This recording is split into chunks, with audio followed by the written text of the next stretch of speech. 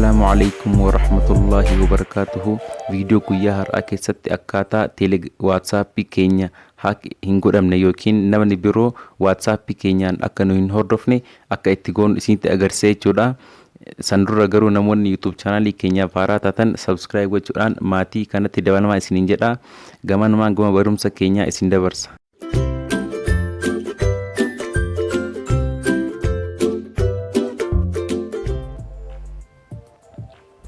Egaa maatiiwwan koo video guyyaa har'aa keessatti siitingii WhatsApp tokko qofa sirreessuudhaan akkaataa WhatsApp keenya haak hin taane yookiin namni WhatsAppidhaan nu hin hordofne akka goonu isinitti agarsiisa jechuudha.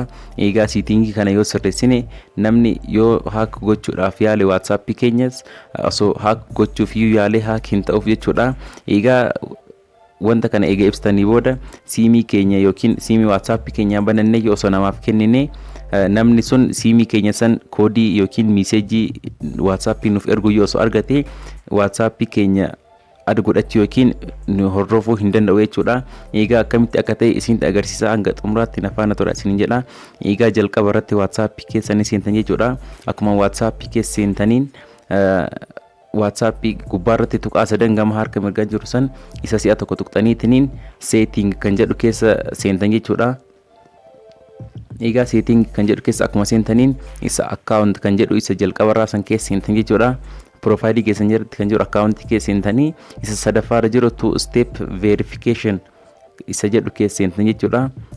Egaa achi keessa akkuma seentaniin waan akkana isinii fide jechuudha. Si'a tokko achi keessa akkuma waan akkana isinii fida. Egaa si jalarratti bifa magariisaan enable isiniin jedha.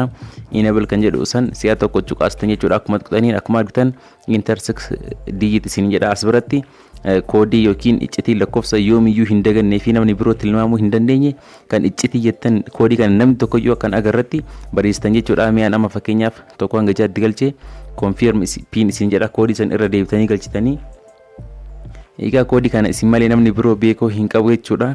Egaa yoom waan fedhe ta'us dagachuu hin qabdanii. Egaa sitti irra deebitanii yoo galchitaniif haala kanaan email isin gaafata. Email yoo qabaachuu baatanis skip jettaniitiin bira dabartan jechuudha. Yoo osoo email galchitanii irra caala isiniif fayya skip kan jedhu tuqxaniitiin bira dabartan jechuudha. Akkuma dabartaniin okay kan jedhu kana si'a tokko tuqxanii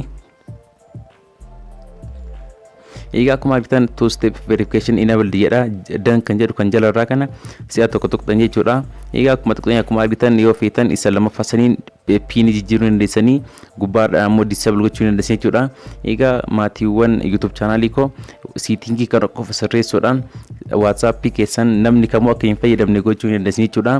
Egaa pin kana yoo namni hin beekne yookiin isinii yoo dagattan siimii saniin WhatsApp fayyadamuu hin dandeettan jechuun nama pin san beeku qofatu WhatsApp kana fayyadamuu danda'a jechuudha.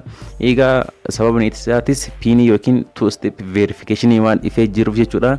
Egaa hordoftoota koo siitingii kana hundi keessanuu ammuma sirreeffachuu qabdanii.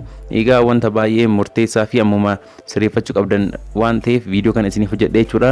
Egaa kabajamtoota hordoftoota koo viidiyoo itti aanu keessatti akkaataa teelegiraamiin keenya haak itti hin godhamne kan isiniif qabadhee dhufu ta'a. Yaadaa fi gaafii yoo qabaattan koomentii irratti barreessuu akka hin daganne. Ammas namoonni YouTube channel kanaaf haaraa taatan yookiin osoo subscribe hin godhin viidiyoo kana ilaalaa jirtan viidiyoo kana subscribe channel kana subscribe gochuudhaan maatii kanatti dabalamaa isiniin jedha. Hanga viidiyoo itti aanu walitti nagaatti naaf tura. Bye bye.